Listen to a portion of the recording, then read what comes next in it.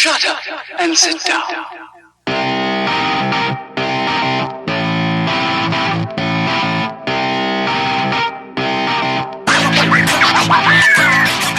Welcome once again to the Shite podcast show. Mark and Ken. What's the crack? On episode 200, Ken. Yeah. 200 shows in the bag. Technically, it's 200.2. 200. Yeah, we count all the episodes that we didn't actually record. Yeah.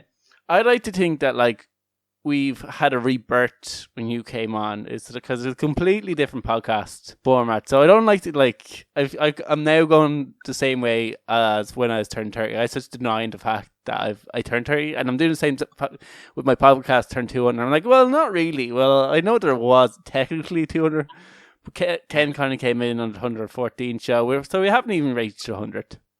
Yeah, we haven't even reached 100. Well, we probably have gone over 100, but we haven't. Well, 114. Too far over. Yeah. So, and we've done. This is our 200. So we'd be on 80 something. Anyway, what do we have coming up on our 200 show? Is probably what we should get into. And we'll be talking. I don't think we couldn't not talk about the Euro final after all that happened there. Some weird videos going around, and we won't be actually talking about football itself. But we'll maybe just talk about some of the antics that happened before the match and after. Yeah. We probably couldn't leave today's show without talking about Conor versus Dustin Poirier. Yeah. Did you stay up and watch the fights? I did. I stayed up and watched the fights. I fell asleep somewhere in the middle a little bit, but I stayed up. I'd been up since 5 o'clock in the morning. Yeah. I fell asleep somewhere in the middle, and then I got a second wind when Conor came out. Yeah, I haven't stayed up. I think the last fight I actually stayed up to watch was Conor McGregor versus Chad Mendes. That was the last one I stayed up for. When I was more kind of actively following mixed martial arts, but UFC as in general, I would always watch it on the Sunday morning. So I'd get up, I'd get my laptop, I'd open up UFC Fight Pass, and I'd watch it on Fight Pass. But then BT got a deal over Europe, so you couldn't actually buy the pay-per-views off Fight Pass, and you had to subscribe to BT Sports, which is kind of a pain in the hole. Yeah. So after when that happened, I stopped really following it very closely. If there was a few cards back to back that I wanted to see, I'd wait till they're on Fight Pass, and I'd kind of binge watch the best fights of those several cards. But yeah, I haven't watched a UFC card in so long. I can't even remember which was the last card I watched. So there is a few fights I want to see on this. I did watch a few bits and pieces of the Conor McGregor fight and Dustin Poirier. But yeah, there's apparently a really great fight between Sean O'Malley and some kid with green hair. Yeah, that was really good. And the fucking depressing thing about that was that they stopped that fight with 28 seconds to go. Yeah. But Conor was getting the face blasted off him, and they just kind of Herb. It was Herb Dean ref both fights, and the other guy was defending himself, and he was no, stop, he's taking too much damage. And Conor was oh, just let go another few seconds. So I felt that it was kind of unfair at the end of one fight, and they let Conor take a fucking pounding for 5 minutes. Yeah, I did hear Dana said they probably should have stopped the O'Malley fight earlier. That he thought it was the opposite, but I was kind of watching. That guy took everything that Sean O'Malley threw at him, and he kept moving forward. Yeah, and I guess you don't want to if you are to lose a fight, it's better probably to lose by judge's decision than knockout or submission. Yeah. But yeah, we'll talk about a bit more of that in a while, because I just want to run through a few more of the stories. We have a British paratrooper who crashes through somebody's house. So imagine that you're at home and you're playing PlayStation or you're making some food, and you hear this giant crash, and right beside you is a guy in full army kit, going everything, face painted, and you're like, it must be just so surreal. It must be just looking at the person going, what the fuck is happening? Yeah, what's going on here? We'll be talking about a teenager who is outraged after his parents asked him to pay rent. And it isn't necessarily by the rent, being asked to pay rent, it's by how much they expect for him to pay. So we're talking about that, seeing which side of the fence we fall on. Do we agree with the parents? Do we agree with the teenager? So I'm actually interested to see what Ken says on this. Like, Ken gives some great parenting advice. I kind of feel like we should have Ken's parenting advice corner, because like he's already said that one day he will be a parent and he'll be a very, very strict parent. So like I'd be interested to see Ken's take on parenting in this. Then we have a woman who quit her job because she needed to devote all her time to plan this wedding. And our idiots of the week are a library, people from India. Well, certain people from India, not the whole country. There is a lot of them, world's largest democracy and all that. But certain people in India are idiots of the week, and it's for taking a selfie. So typical. Yeah, it's more the fact that they're idiots for taking the selfie than the fact. Yeah. Yeah, we like to change up our idiots of the week as well. Like we don't always pick on one country or. Yeah, well, I just would like to track where our idiocy is. It proves that like no matter where you go, you'll find it. There's an idiot somewhere, and there's always people doing dumb things. And yeah, but like this is our first Indian idiot of the week, I think. Yeah, that's good. Yeah, that's good going. So far, the world leader is either America or Russia. We seem to just get a lot of idiots a week from those two countries. Yeah, it has to be America. I would definitely say idiots. I like just from America. Just listening off the top of my head, or 2 idiots a week. I kind of feel like we've had more Russians, but I can't confirm or deny the fact that if we had more Russians. I'd be surprised if America didn't beat them in that department. I think definitely we've already had more Americans. Yeah, so we always kind of flip flop whether it is, but those two countries have more times than not been up there. Yeah. I know Poland's been up there once or twice, and then you kind of get a little bit in the Eastern European, and then Ireland's been there. We've got a few idiots a week from Ireland, but not a whole lot. Surprisingly, like we are surprised about that. But I kind of feel like our first story is about the Euros, or I thought we'd start talking about the Euros anyway. Neither of us really follow football. Did you watch the football? Did you feel like it was something that you had to watch because everyone's going to be talking? So you just didn't watch it? I just completely ignored it. I heard. Yeah, I think you were in probably the majority of people, because I think BBC, so the match was on ITV in the UK, but BBC got higher ratings for whatever they were showing at the same time than the Euro final that England were in. Yeah. So there's more people who didn't have an interest in the Euros than actually did in England, which is quite surprising. Yeah, I never give a shit about football, so I'm really not going to give a shit about it just because it's like some fancy football tournament thing. It's slightly fancier football. I did actually sit down and watch the game because it was on Sunday, and I decided that I was too tired to get up off the couch. I had already started drinking. I might as well watch the game. There's food here. I'll watch the game. So I sat down with my girlfriend and my parents and watched the game. And yeah, I'm not the biggest football fan in the world. Generally, when big tournaments are on, if there's people over where I am watching, I will watch it. Like it wouldn't be like I'm going outside to look at the birds or anything. But yeah, I kind of just was so glad that England didn't win the Euros. I was just so happy to see England not win the Euros. And it isn't on Ireland has to support anyone but England. Like we can't be seen to support our nearest neighbour. England have the worst fans in the world. By and large, have the worst fans in the world. Yeah, their fans kind of do let them down. The fans do let them down. Like, there's a lot of the English players. There's a lot to like about them. I know Rashford does a lot for charities and other things like that.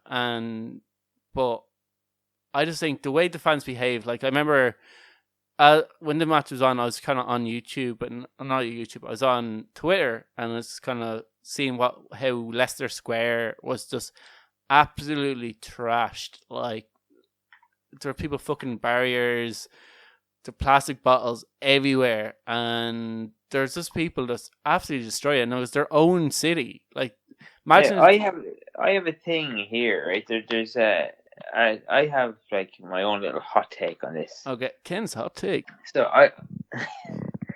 I seen like that on Facebook. I seen a lot of people giving out about the English fans. A lot of Irish people giving out about the English fans and how they were trashing their own city and they were making bits of press and stuff.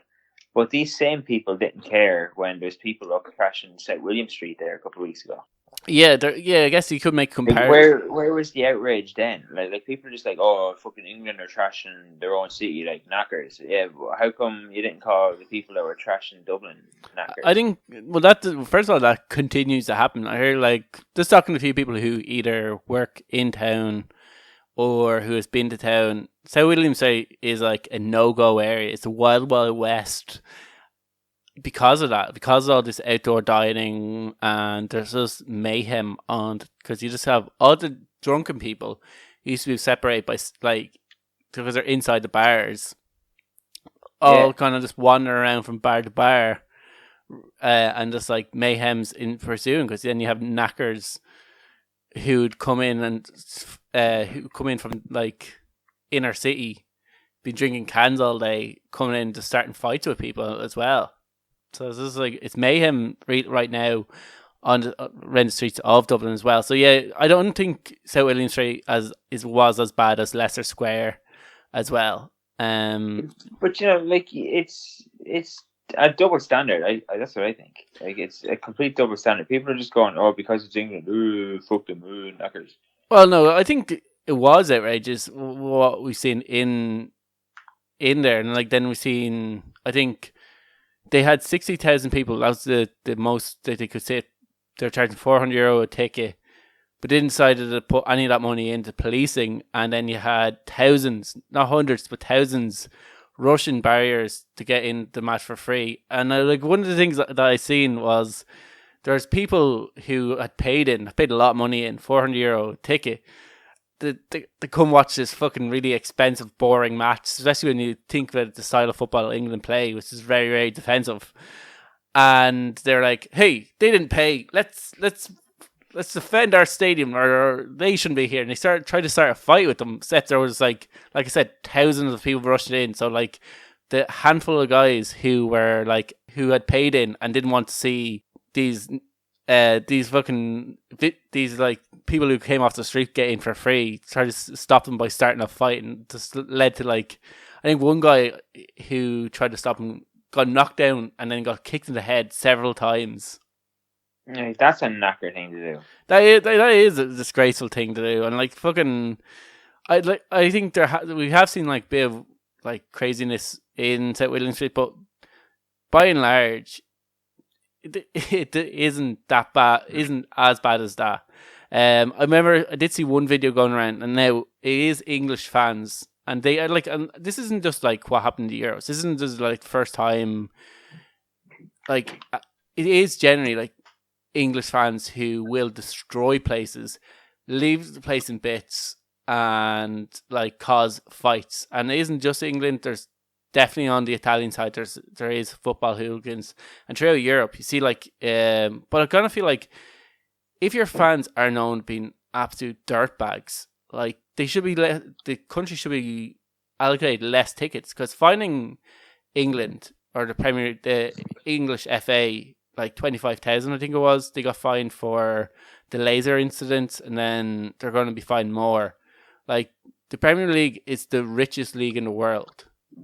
We're hundreds of millions. 25,000 is nothing to them.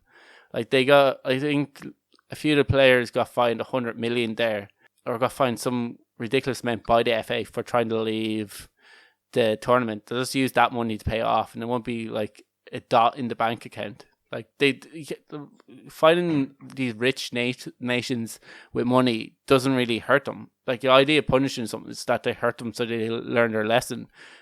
Ban English fans from the next major tournament, or reduce it to half capacity. So whatever ticket sales that English fans were going to get half them, because like every year we see this, and then we see like with the Hungarian fans making Nazi salutes and racist gestures.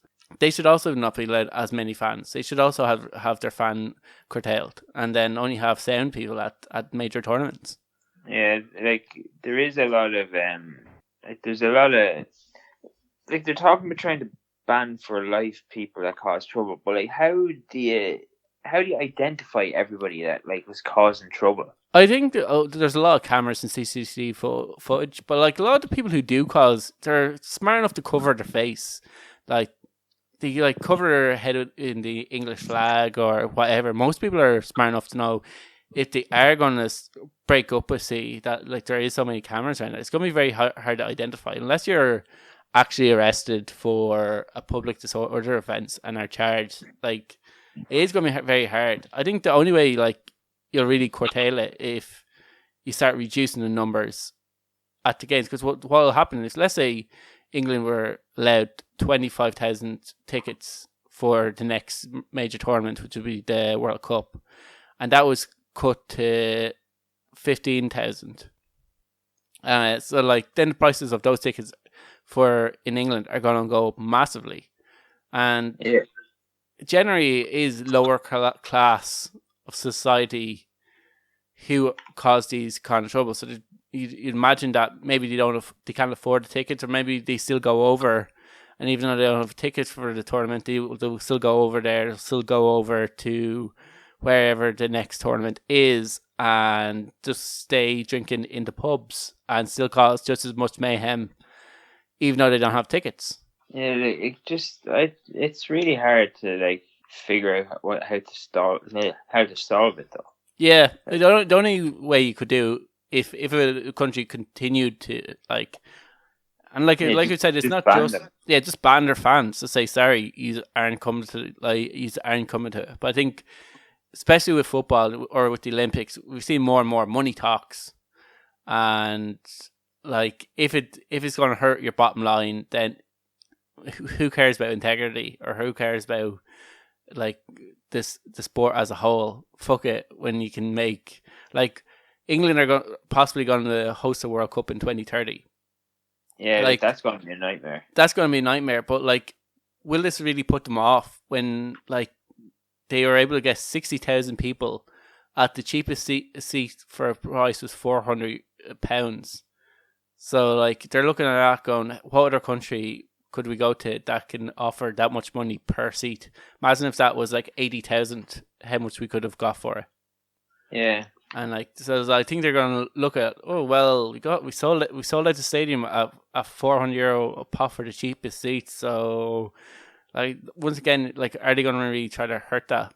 That's the only thing. Like, I do kind of feel like fans, like Ireland, kind of like, oh, we have the greatest fans in the world, and generally we do go over tournaments and we don't make a show of ourselves. So last time we were in a major tournament, we got like a best fan award, which is good because like we got hammered by every single team there, and I don't think we scored a goal. But like, well, we have good fans. I think Irish fans kind of go over and just act the prick, like.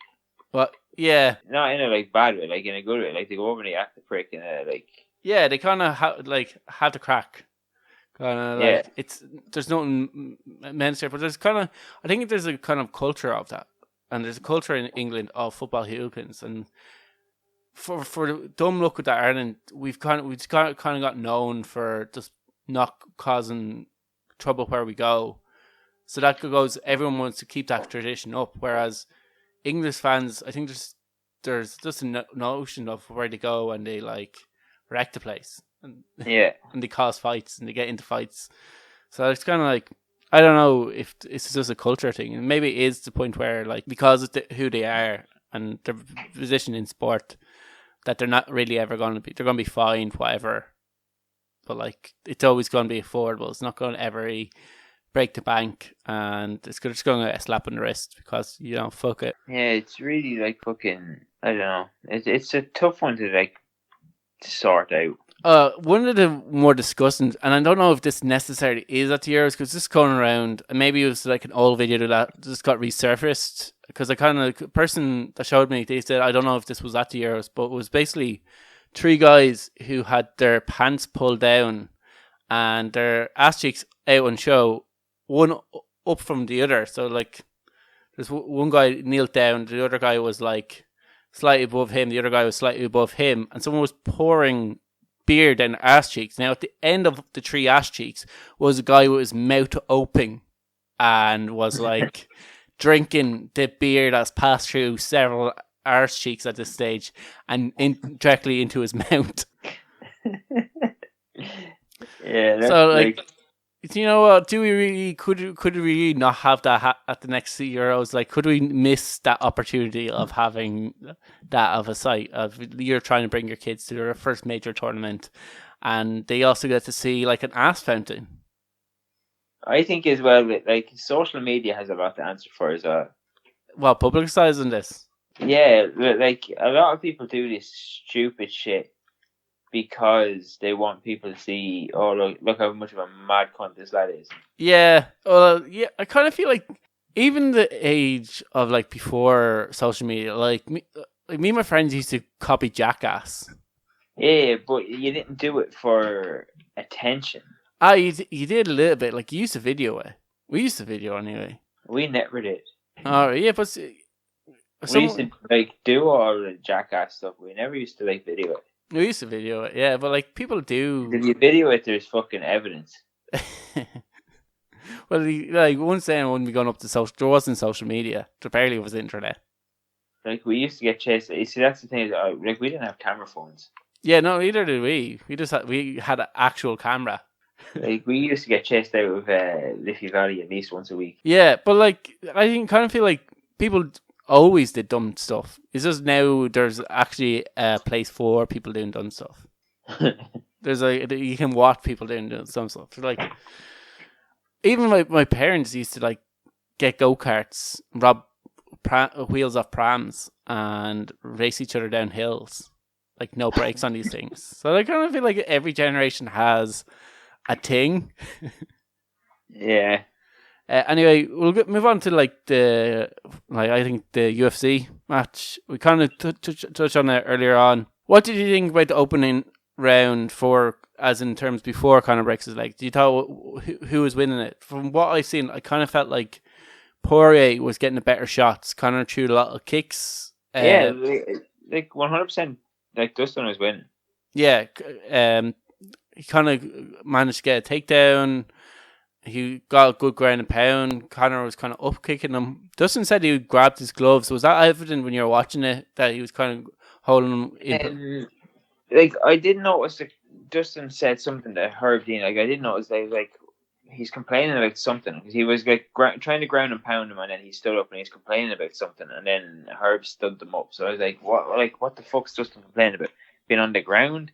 Like he's a jiu-jitsu black belt. He's not going to be complaining about being on the ground. Yeah, cause I thought it was because I didn't actually see it when I watched the clip. All I seen him was I was like, that's kind of weird that like okay, Conor was showing kicks there, but like he didn't. He let him kind of up on the feet. I thought that was a strange strategy.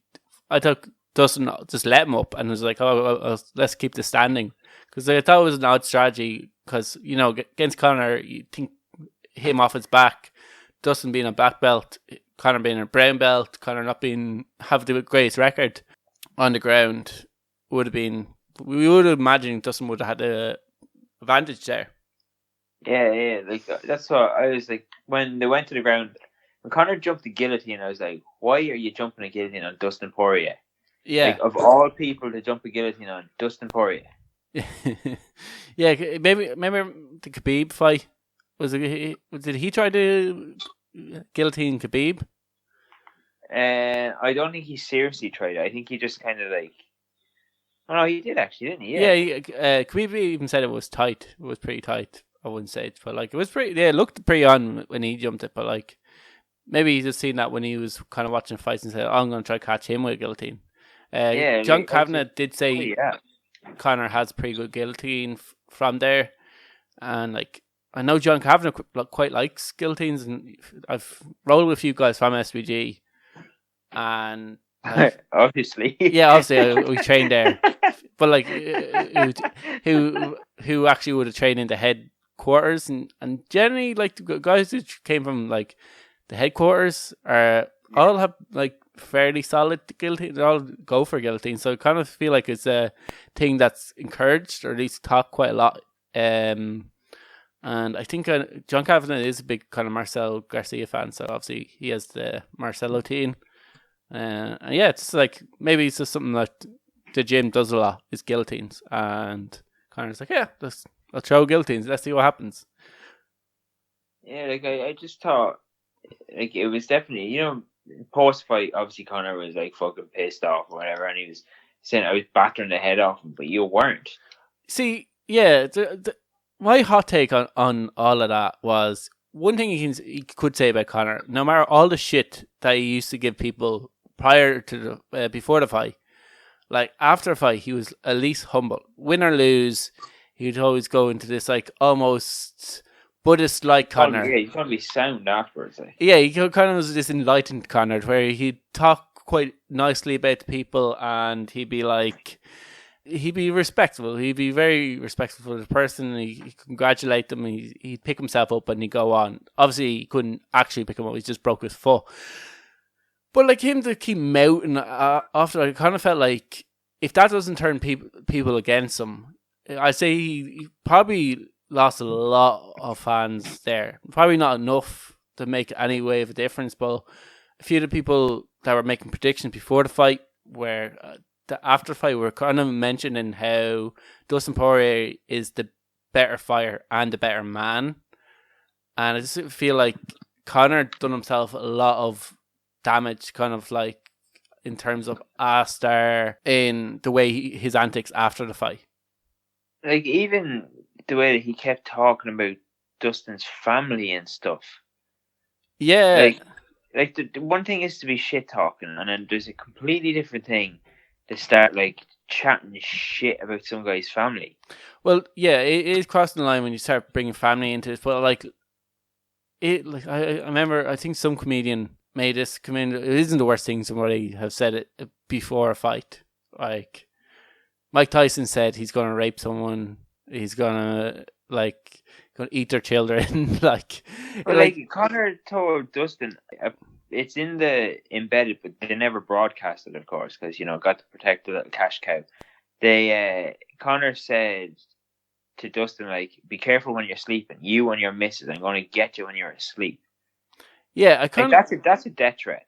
That is a death threat, and to bring his wife into this, say, like, I'm going to get you and your wife when you're asleep. Like, I'm going to invade your home basically, and I'm going to kill yous.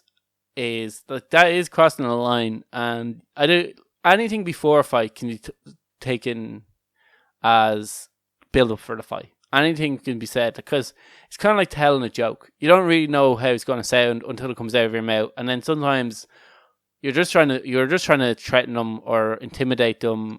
And okay, that didn't really come off the best way. He could probably phrase his words a little bit better, and it probably was a little bit inappropriate. Like, I kind of feel Conor's said stuff off the cuff, and then sometimes, like the red panties thing, sometimes it just goes viral, and then obviously then sometimes it dies a death, like when he threatens to kill one of his opponent's family because he had prior bet him. But like, I think after the fight that like he broke his leg, he says, your wife is in my DMs, which I thought that was hilarious in the sense that like he literally not stand.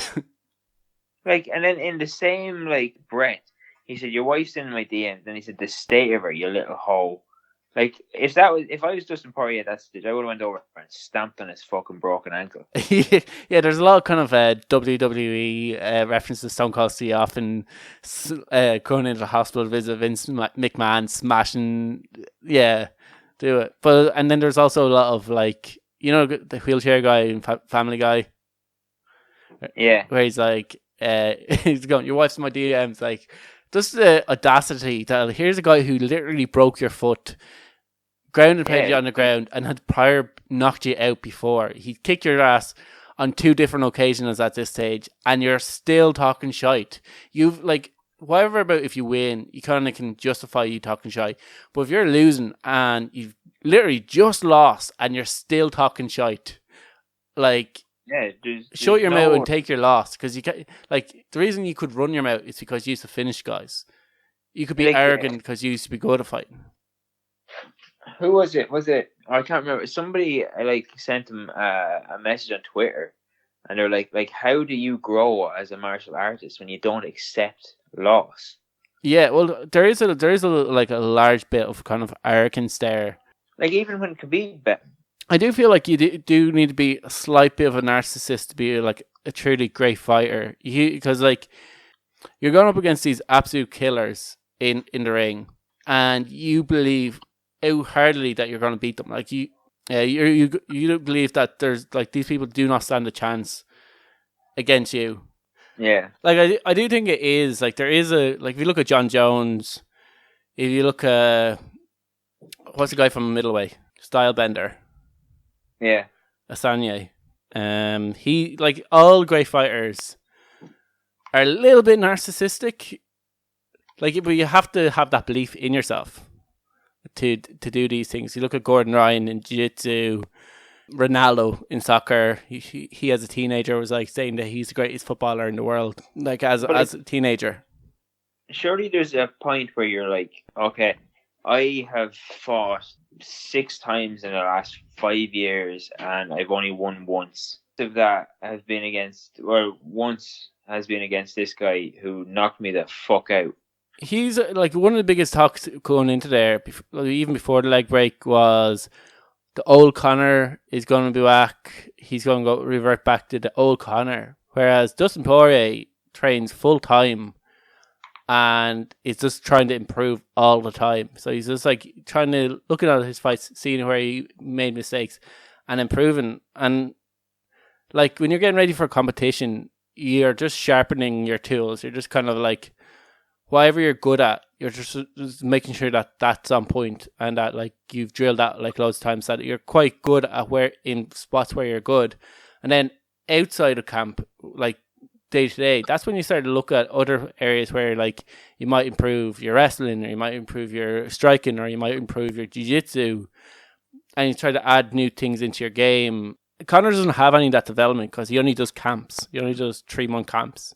So like the only thing he can like ever really hope for is like that he gets a little bit better than where he was his last fight. Maybe the last camp he trains really well, and he only like progress at like a slight percentage because he doesn't spend a whole lot of time. He might go to like every now and again. He might go to like do a boxing. Private boxing off a boxer or do something. He's not grinding every day. It's not a job for him. It's just something that he does for a bit of fun. So I don't understand why he still fights.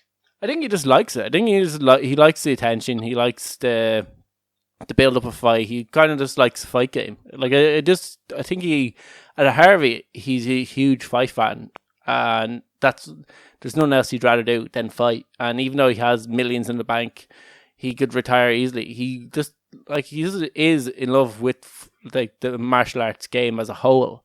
So I think there is that there, but I don't think he wants to dedicate himself full time to doing it. He also enjoys the yachts, the expensive living of like a millionaire. So I think those two are kind of polar opposites. And remember, he came from nothing, so like I think it can go to your head sometimes as well. Like you don't really know what wealth does to a person. Like I don't, and then you've got people that are like still convinced every fight that he's going to win. Like he could win fights. Like there are fights out there that he would win, but he's still taking fights against top guys that he's not going to win.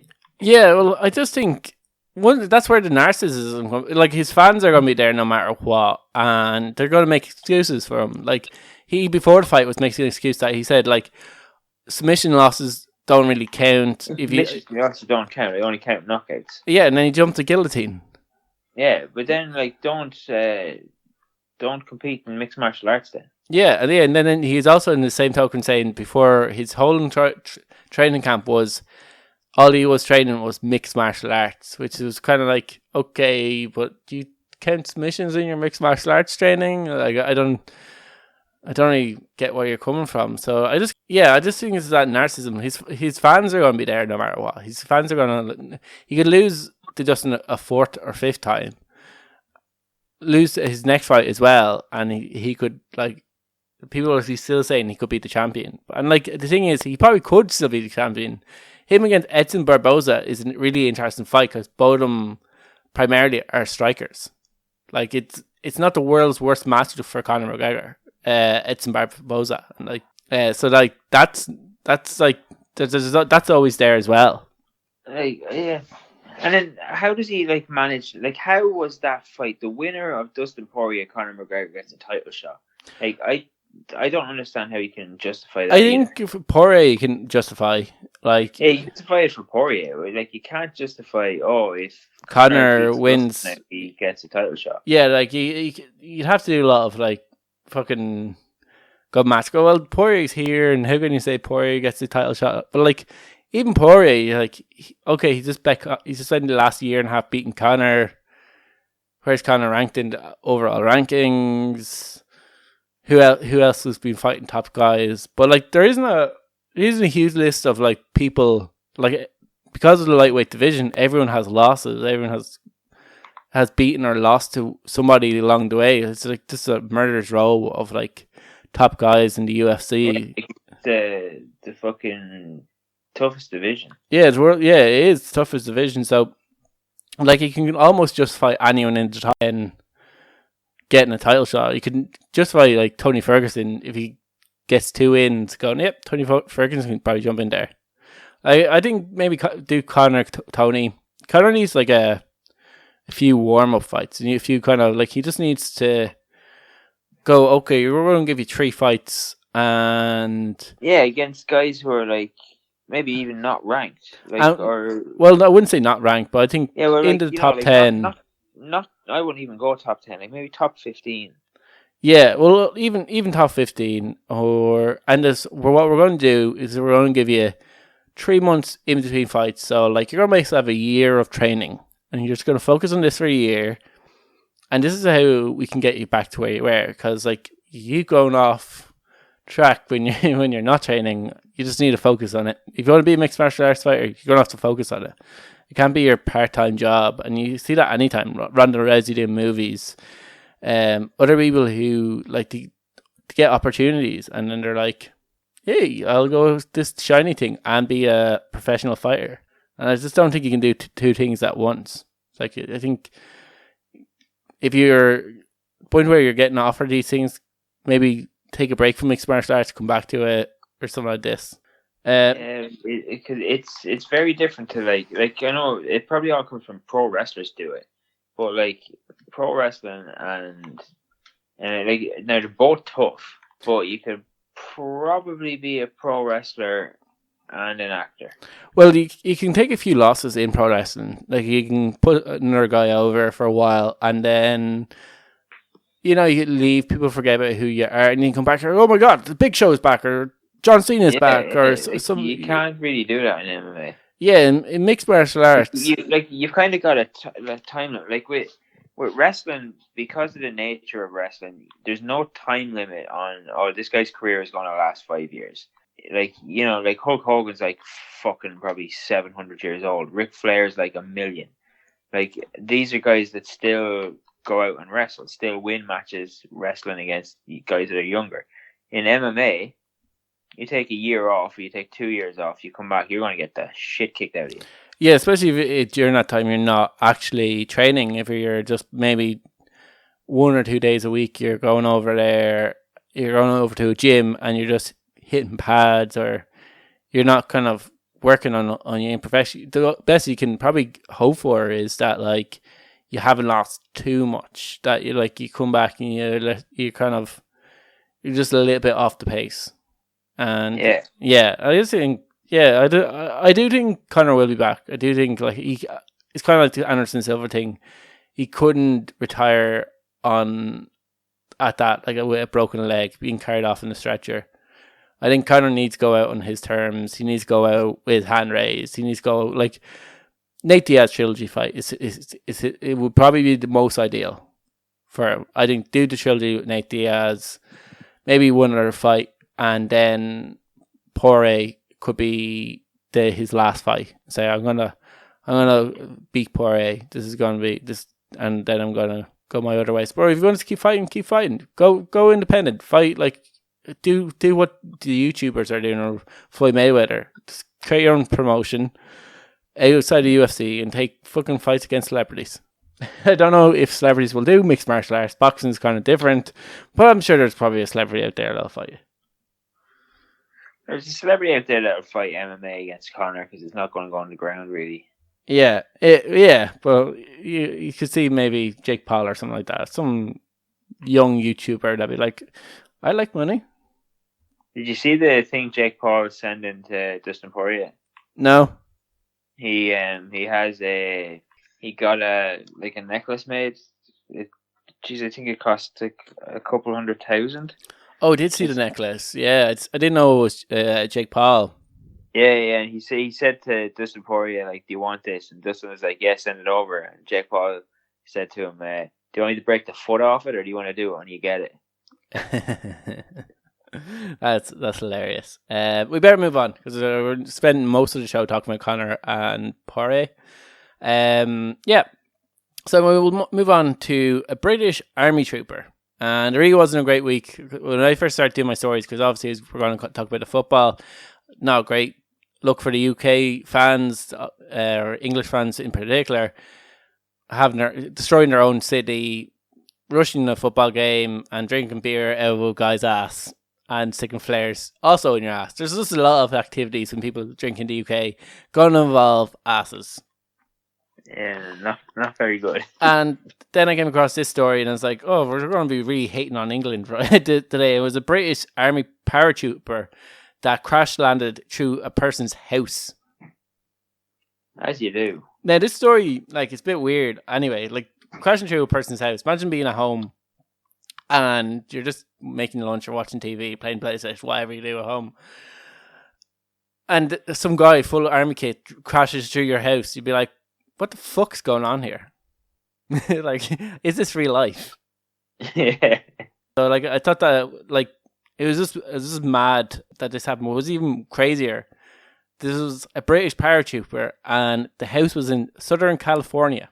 So now imagine that you're at home and a guy who's not in the US military crashes through your house. It's just looking of like the UK, like there's, you're like, oh, the UK probably aren't invading us. You hope. You hope. The whole Brexit thing, man. Yeah, maybe they went on a bit of a mad one, started invading random countries. You're trying to rebuild the empire. They were like, oh, we thought you were Argentina. Sorry. This isn't the Falklands. This isn't Falklands. We missed it again. But like it was crazy. Your man, he jumped from 15,000 feet. Was doing an exercise from Camp Roberts. It's where US military used to go over the practice parachuting in World War II, and obviously it's probably still used. The style of it's in like I said, Southern California, and the style of jumping that they're doing is called Halo. It's high altitude, low opening time for this, and it's used by the SAS and the SBS for covert insertion into hostile territories. So it was a very advanced jump. So your man obviously didn't have a whole lot of time to like pull his chute and safely deploy. And during free fall, he's had problems in getting his chute open. Misses landing by 200 miles from like where he was meant to actually drop it. Or it was 200 miles northwest, so maybe not 200 miles from where he actually intended to jump. But he missed the jump zone because of his late deployment. and it didn't fully open either. So he managed to just crash through somebody's house. You'd wonder who got the bigger shock. Well, see, I don't think anybody was at home because he was discovered by a neighbor from the area. He wasn't discovered, so I think the house might have been empty. So, or maybe it was like a residential or holiday home kind of a place. It wasn't necessarily somebody wasn't making fried eggs, and there's an English paratrooper injured after crashing through the roof. I don't know if we said that's what happened. Yeah, but it was like the neighbor obviously seen this guy fall from the sky, rushed over the house to see if he was all right, called the emergency services. She kind of said she wanted to get over there quick enough before anybody moved him because he could be severely injured. So maybe there was someone at the house. She kind of just wanted to get over there. But I kind of had to feel like reading that article that she was the first person to discover him and the house was empty. Amazingly, his eyes were opened. He had no serious injury. He was in a lot of pain after free falling, but he wasn't dead. It's just a weird story. Yeah, no, it's just a mad it's story. Not something that you think of happening. Well, yeah, there's first of all, this happened in the US. Second of all, it's a UK paratrooper. Why are you training there? Surely the UK has their own, but maybe it's just because of desert air or something like that. Maybe it's just the environment that Camp Roberts provides. It's just maybe they're preparing to go to Iraq or something. Yeah, I remember this happened only a few months ago, but my auntie lives in Wicklow, and where she lives, it's basically in the middle of nowhere. It's there's grass on a laneway where she lives. It's that kind of excluded area. She doesn't generally even lock her door really, because there's no one would be up around her house. It's quite excluded. And at 12 o'clock at night, there's someone banging on her door. So you can imagine how fucking frightening this was for her. That there was someone banging on her door at 12 o'clock. She didn't know what the fuck was going on or who the fuck it was. A guy dressed in full army kit. And I think they were doing some fucking military exercise. And I think he had to, I don't know, he was looking for some location. I don't know if he obviously couldn't read a map or whatever. And he had to get somewhere. So he was asking for directions to where was some hill. And they're like, we don't fucking know. Why the fuck are you in my house? So he went into the next house. He walked in the next house, the neighbor house, and started banging on their door at 12 o'clock. So I have a similar story. My friend's uncle died, and he lives in Kerry. Yeah. And one of the other cousins he's in the army, and he was in training to deploy to Syria, I think. Yeah. So he was in training, and then his uncle died, and his commanding officer was like, "No, you can't leave your training and go to fucking Kerry for 3 days. Sorry." He got the rest of the lads in his squad to cover for him. Yeah. And he stole an army bus and drove to Cork for 3 days. But while he was there, he was about maybe he arrived in full uniform, because obviously he didn't bring his change of clothes or something, because it would have been very obvious that he wasn't there. Yeah. So he arrived, and he was there a couple of hours, and a guard knocked on the door. So he was like, fuck, somebody noticed, and the guards are here now to fucking arrest me for desertion, and fuck. So he hid in a wardrobe.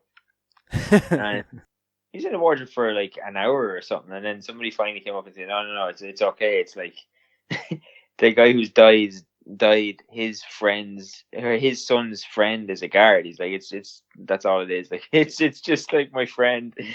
You're fine. He's not here to arrest you and bring you back to Dublin to be court-martialed. Yeah. And he's like, you fucking could have told me that when we seen him at the door. Why did you leave him in there for now? They must know it was funny. They're here.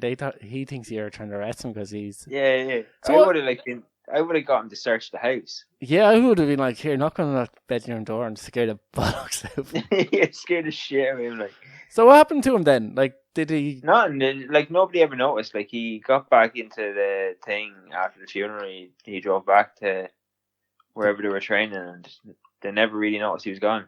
Oh, fair play. That's balls anyway. Like anyway, I think like if you were desertion, it would be like military police have to deal with that. Because I'm pretty sure any crime, including like speeding fines or anything, has to be dealt with by the army themselves. Like if you get like a fine, if guards pull you over for like not having any tax, they have to report it to the army, and then the army deal with you. Yeah, it's usually military police to come and deal with it. Yeah. So like, yeah, he's probably lucky. He would have got probably kicked out of the army if they actually heard about that. Yeah, like he left the army twice. Like he had left the army and they came back and they like requested him to come back, and he was like, "Oh, I don't really want to." They're like, "We'll promote you. Like, come back and we'll promote you." And he's like, "Oh, okay." Good way to get a promotion, I guess. He's like second in command of like 150 troops or something. Oh fuck! It's fair play to them. They aren't going to do anything a whole lot, but that's why like he just kind of like said, right, you guys have to, like, it's an order. You have to like cover for me. Bye. Bye. Bye. I'm in charge of you. Bye. Yeah, when he's your boss, you kind of know you're going to have an easier time, surely. You're going to be like, be great. Yeah, this is going to be easy. This is going to be easy. You're going to have to clean this room every 5 seconds. So we've moved on, because we spent a lot of time talking about Conor and football, even though we don't really know a whole lot about football. And here's one I am interested to see your reaction of this, because it could go either way. But a teenager has put up on Reddit his outrage after his parents requested that he pays rent after turning 18. So, like, what do you think about when a kid turns 18? If you had a kid and several years in line, he's 18, would you be asking him to hand up? Like, it's a complicated one. Like, my parents never asked for anything off me or my sister. Yeah, when you kind of lived there, was it the whole idea were you working full time though at the time? Yeah. Yeah, we like, my sister still lives at home. Like she buys her own food and stuff. Like, but like my mom does her washing and shit. All right. Well, maybe she should start with small jobs around the house, like doing your own washing. Yeah, but like not like it's not like an intentional thing. It's just that like my ma will get up like and put the washing machine on. Yeah. You wouldn't put on just your own stuff, so you just go around looking for clothes to put on. So like my ma just fucking wash everything together. Like. Yeah. Which is fair enough. And I know when we all were around the ages of 18 or started working, at least when we were finished college, because we all started working usually when we were about 16, and we put ourselves through college. That'd be all fairly standard. So they wouldn't really ask us to hand up. But generally, when we were working full time, when we were still living in a house, we were asked, here you have to hand up. You have to contribute somewhat to stuff. I still live at home, and so like I would still hand up. Yeah. So yeah, we were like, it would be something reasonable. I know, like back in the day, my parents used to say that half their paycheck would go to the parents. Parents would ask and would be expected that you give half the paycheck to them. So like handing up is kind of, most people will do it when they're, but like I said, it's kind of complicated. Maybe if you're saving up for a house, if you're saving up for something like that, or they'd rather see you put your money into savings than take it up off them. It also kind of goes into like your parents' own situation as well. Like if they are struggling, or if they're fairly all right, if they're like, maybe they have their house paid for, maybe they're heavily indebted. So it kind of falls down on that. It's a bit of a complicated story. So I'll go through, because it is a bit mad once you start getting into it. And I kind of like, okay, I would naturally be more sympathetic to a person who was asked to rent than a parent who was asking for rent. Most people would be, I'd imagine, listen to this podcast. But he shared it with users asking for their advice. He wanted to know if he was out of order because he was coming up to his 18th birthday, and kind of in the last few weeks of him being 17, his parents were like, all right, once you turn 18, we expected you to pay rent and to pay half the bills as well, which he said he had no problem handing up. That wasn't the issue. The issue was how much they were expecting. And his parents put it to him, was like, here, you're going to have to pay your rent and the bills, or you move out. That's simple as.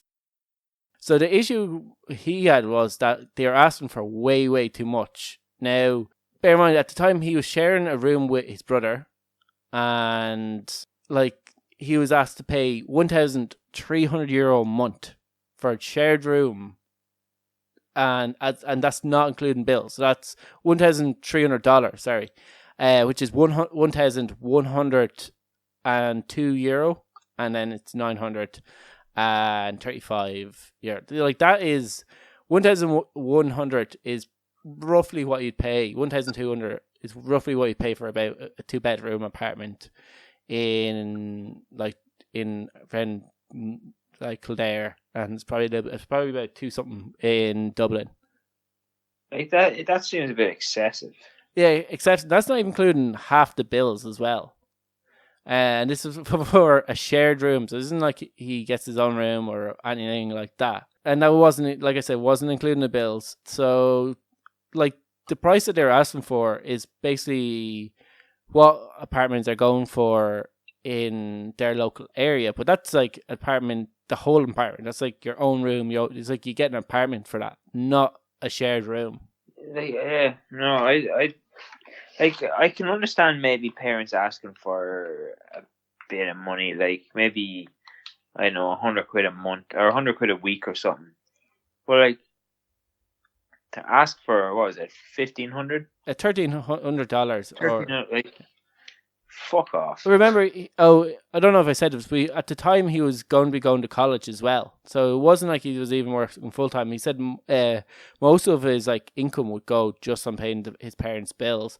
And I kind of understand, like most parents, when you do start handing up, it's kind of like €50 a week kind of a thing. It's generally like something that would be a fraction of your wages. It's something that's like, here, pay for the food or pay for some of the electricity bills. I know certain people just like you pay a bill, so maybe you pay the internet bill or you pay this bill, and they just share it in terms of bills.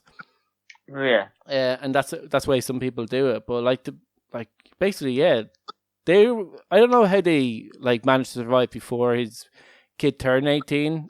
But what happened after he basically came to them and was like, here, look, can we do something about, I don't mind handing up, can we lower the price? And he said, no, we agreed that this is the price, and we just feel like we're not going back on it now. So at the time, his friend was looking for the last 3 months for a person to move in with, so he decided to move in with his friend.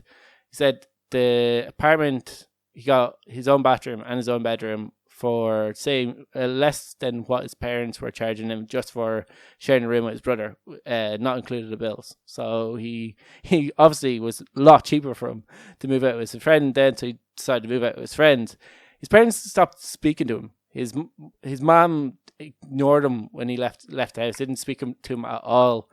And his dad just kept telling him how disappointed they were in him. Like, that's bullshit. Yeah, so he said the parents basically were hoping on, they're kind of budgeting towards him just accepting that this is what they're going to do, and they're going to have half their bills paid for. They're going to get $1,300 extra a month as well as half their bills paid. And which is if you think about, okay, maybe the mother doesn't work. So do you think he should only ever have to pay third, because obviously 3 incomes. It should be 3 incomes. If it's not 3 incomes, still he's the third adult. Surely the dad would pay for himself and the mother. Not expecting the kids to pay for it. No, I think that's a bit bullshit. If you had kids, would you ask them to hand up? Would you be kind of I didn't have to hand up, so I'm not gonna? Like I think I'd be kind of like, I'm not gonna. Like, but then you like, I don't know. Like, it would be circumstance. Like, if you could still afford to kind of like just carry on as you were, I'd be like, okay, yeah, it's fine. Don't worry about it. Like, Yeah, or maybe be like, look, if you want to like just buy your own food, yeah. I think like buy your own food, like pay. Like, I'm not going to be paying for your fucking whatever you've got. I'm not going to buy your Xbox subscriptions anymore. I'm not going to pay for your clothes anymore. Like, buy your own shit, but you can still live here. yeah, like I think it's very much a like if you were asked to hand up, you were probably going to ask your kids to hand. It's kind of like a generational thing. I do think it's good, kind of like, especially if they are staying at home, just getting them used to paying rent or paying something off, and kind of like, here, you're now 18, so you're start thinking yourself as a tenant, or as living independently, because eventually you will have to live independently, and the sooner you get to realizing that you're gonna have to pay something at the end of the month, because generally you're either gonna have a mortgage or you're gonna have rent, and you're gonna have to pay one of them every month, and you're gonna have to do your own washing, so you're going to do your own washing. So I think as a kid's getting like into their teens and kind of approaching adulthood, that they probably should have started taking on these responsibilities of like making their own lunch, having a job, like getting themselves up for work, kind of taking that kind of responsibility on themselves. They shouldn't be like, there's certain things you don't want to be, like, as a parent, you shouldn't be really doing for your kids. Making sure that they can cook is another thing, especially for lads. Like, I never did any of that stuff, so I moved out. yes, and luckily enough, you moved out with a person who probably could do all that stuff. Girlfriend replacing wife, or wife replacing mother.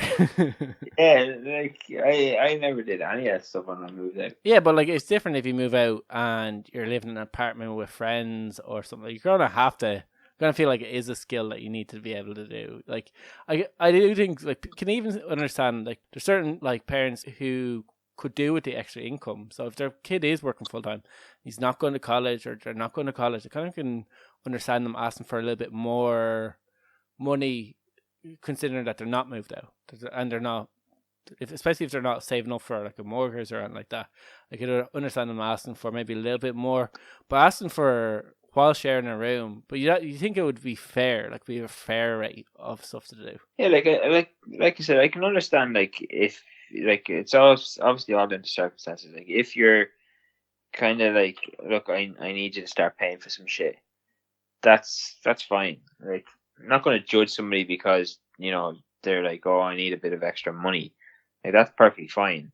But like, if it's just like my parents were more kind of, we could take money off you every month, or you could learn how to save that money so that in a few years, when you decide that you want to buy a house or whatever, you've got money there.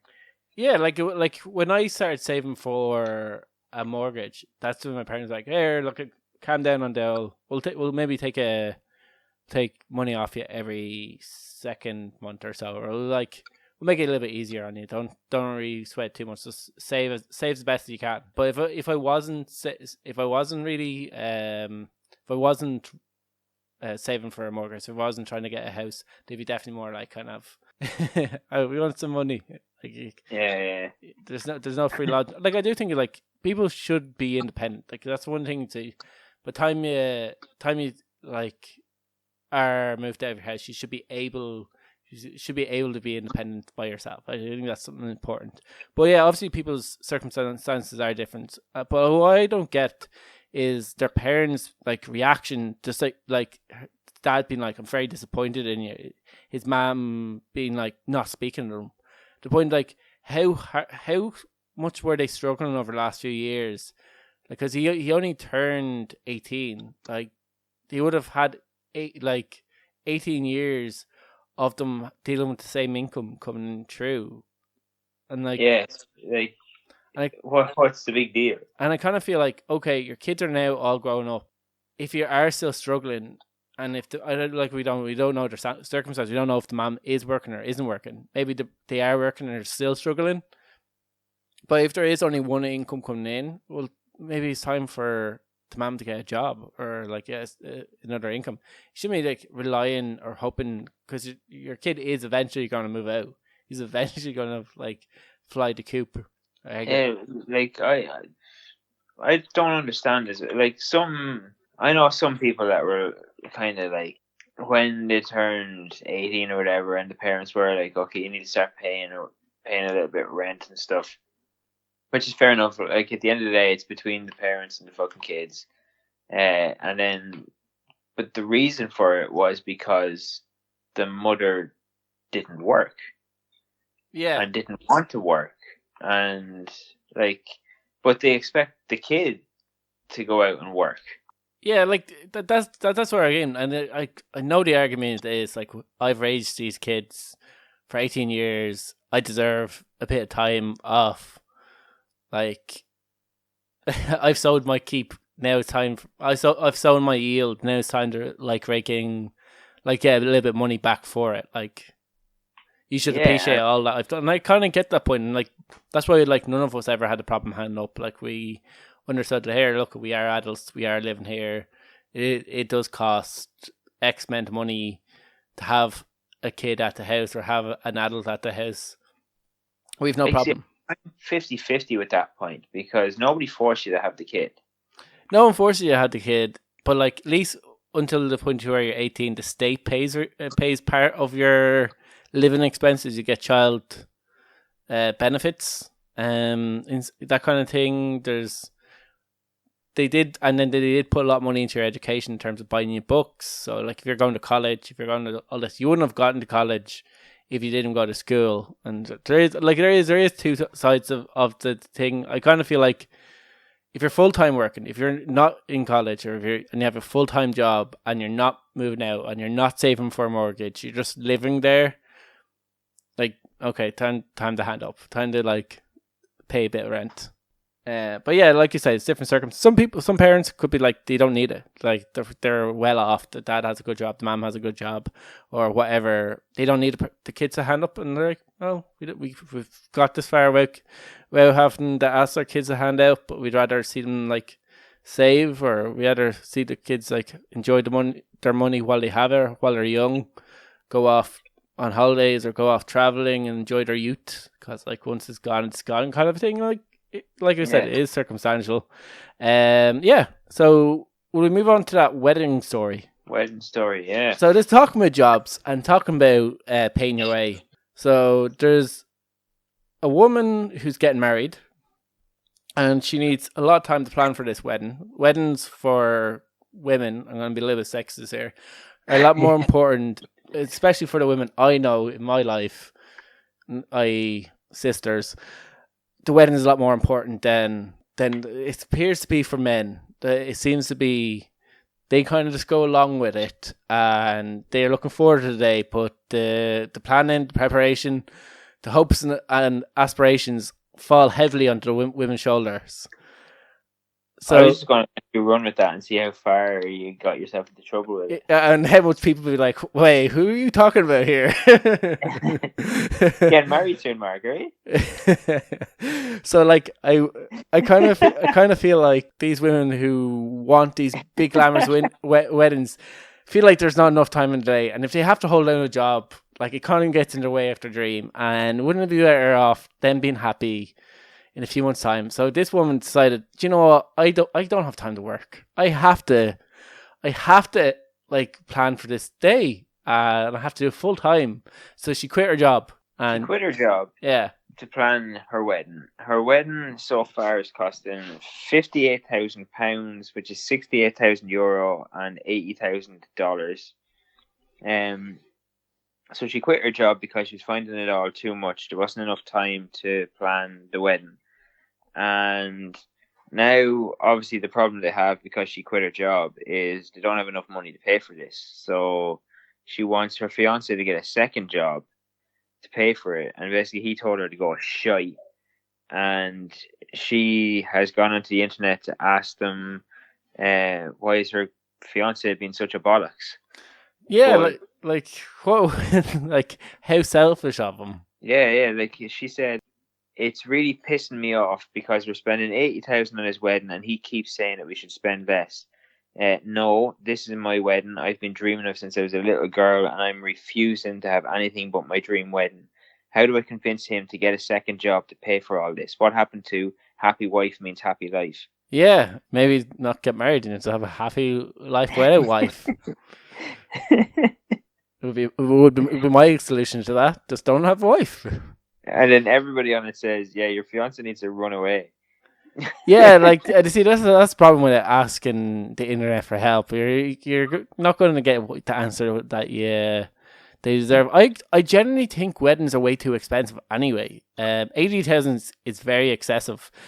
And I remember a few years ago, people were talking about how a wedding would cost 20 to 30 grand. I floated that number a while ago to my many sisters, and they laughed in my face that, like, the audacity that I thought a wedding only cost €20,000. They thought it was hilarious. That was so cute. I thought it was, and they were like, "No, Mark, it cost 50,000." And I was like, I can't breathe. I guess, like, how they're expensive. How much? And then they start going through some of the costs of the wedding, and I was like, why would you pay that? Why would, like, €10 for Spotify, get one of the cousins to play your playlist? Mark, I have an even simpler solution. Wow. Vegas. Yeah. Do you know what? Vegas is a good thing, and I kind of feel like there are a few people now starting to elope or just do the registry office, and then have a smaller. Could just have a do like there's none fancy, because I used to, when it was 20,000, I said, well, that's a mortgage payment. That's the deposit of your house. That's a fucking amazing first class flights to anywhere in the world, 5-star treatment of a holiday, or your day, or a day where you're just gonna get dressed up in fancy suits. And so certain people used to say to me, like, if you have a big wedding, it can nearly pay for yourself, because people obviously give you money for your wedding. And they were able to. I don't know anybody that worked out for. Yeah, like, I don't know either. Like, my cousin was thinking that he had a big wedding. He was thinking, you know what, with the money that you're going to get and stuff, like, it's going to end up, you're going to break even at the least. I do know one person who did break even on a wedding. They had a big wedding, and obviously they must have got a lot of people giving them money, but, like, they did manage to make it. And I know certain people made actually profit. There's one or two people made profit, but it is rare, and generally you'll spend way more than you'll actually take in. But I just feel like anytime there's a wedding, there's an extra, like, a few hundred applied or 1,000 applied to the occasion, like renting a hotel, dining room. If you tell them that it's for a wedding, like, it's automatically like, let's just add on a bit of money here. Yeah, so, like, I kind of feel like it's not really feasible, like, that much. And that's why I see a lot of people just going, do you know, we don't need a church, we don't need the boring ceremony, we don't need this. Do you know what? Let's registry office do a small do, or do Vegas. Let's just do it for us. We want to get married. Like, I don't even, like, I'm a bad example because I don't believe in marriage. I don't believe, like, praying to some magical creature above to fucking to allow us to promise that it will stay together. And just so happens, if we do break up, I have to give half my wealth to you, or they have to give half their wealth to me. I kind of feel like that's, like, we're not in ancient Greece. We're now in the 21st century. Marriage is retarded. It's a retarded notion. If you want to stay together, stay together. If you don't, you don't. Do you know what you are going to like, though? What? Tax break. Is there still a tax break? Yeah, it's not massive anymore, but there is still a tax break. All right. Well, I don't know. I think the cost of being married, the cost of the wedding, the money that I'd save on the wedding, I don't think the tax break will be worth. That's why I'm telling you, Vegas. Like, that's what we did. Just go to Vegas and get married in Vegas. And nah, just don't get married. Don't anybody, and fuck anybody that has a problem with it. Just don't get married. That's my solution. Just don't get married. And then it's actually surprising when we came back, the amount of people that when you're like, oh yeah, we got married in Vegas, and then the amount of people that are like, huh, that's what my uncle did, that's what my cousin did, that's actually what my brother did. I do think it is getting to the stage where people are, maybe it's probably sort of weddings, they're just gone crazy. Maybe, I definitely think it probably is priced, like, oh, and then there are girls who dream, and some men as well, who dream of this like big day, who wants a big day, wants a dress, wants the ceremony, wants all this, the bells and whistles. And obviously she does, and he, for somewhat, wants to do something similar, or just maybe not as 80,000 were, but like, I kind of feel like this is only going to be the beginning. This is like, you're not going to have a major wedding that you're going to be paying off this $100,000 wedding, and then she's going to be like, yeah, I'm now satisfied. Let's live an average life. Yeah, like, I don't agree with massive weddings. No, I don't either, but we're quickly running out of time. Idiots of the week? Yeah, well, we have to do the idiots of the week. Yeah, now I'll leave out the Indian one, so we'll maybe push the Indian one and I'll do, because this one's mad. This one's like, it's very rare that a library would be a feature on an idiot of the week, but it has, and generally a ceremony or like a, whatever you call it, like a thing that you organise to encourage kids to read would be kind of a boring, mundane event. You wouldn't imagine a whole lot would happen at it.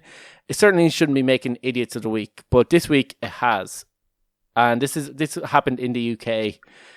A library had to apologise after a performer wore a bizarre monkey costume, Ken, that had a large false bottom, a fake penis, and tits.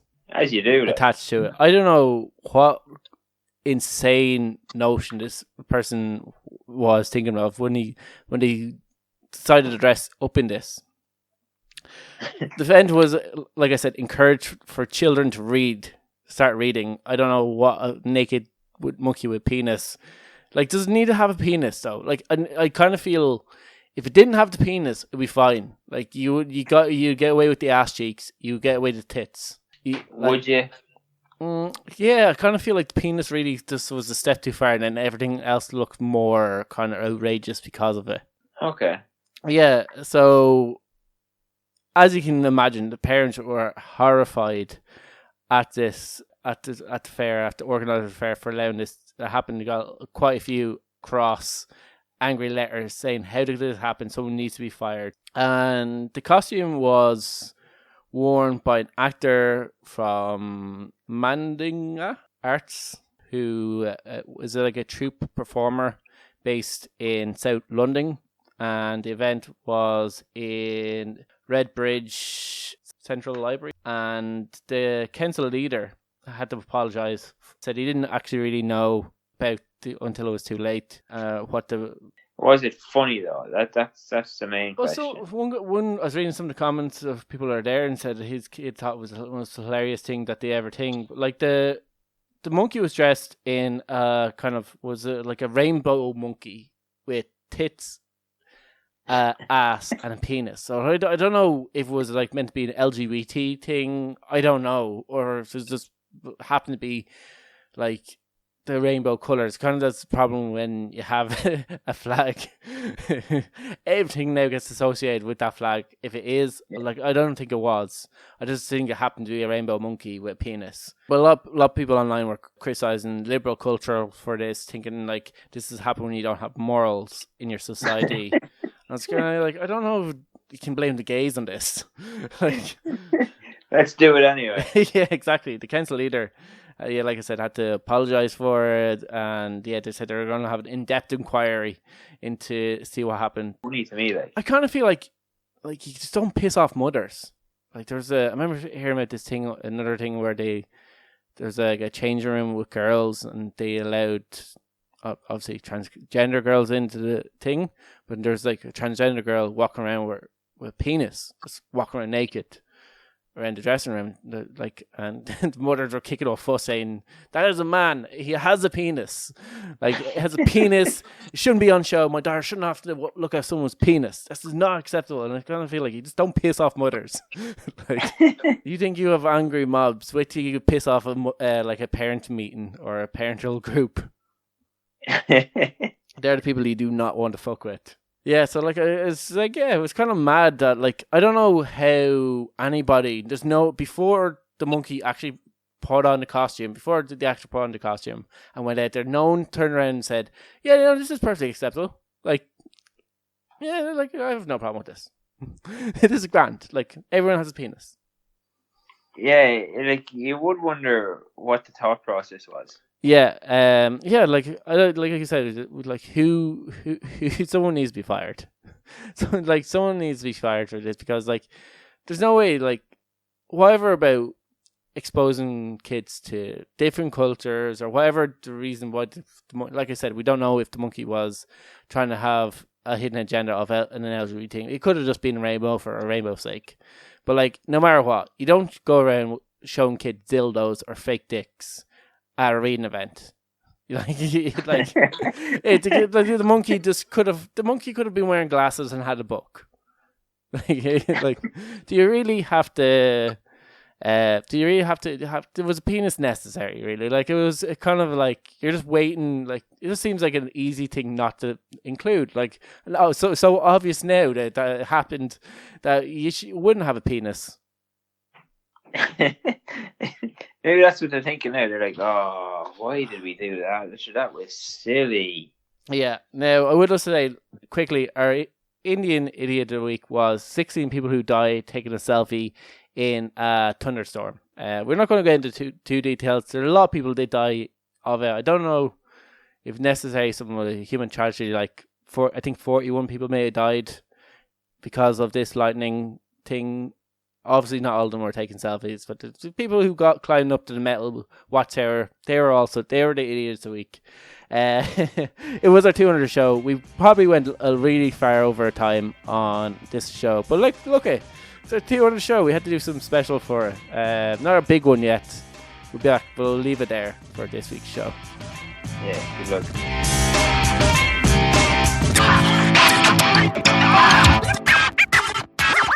Shut up and sit down.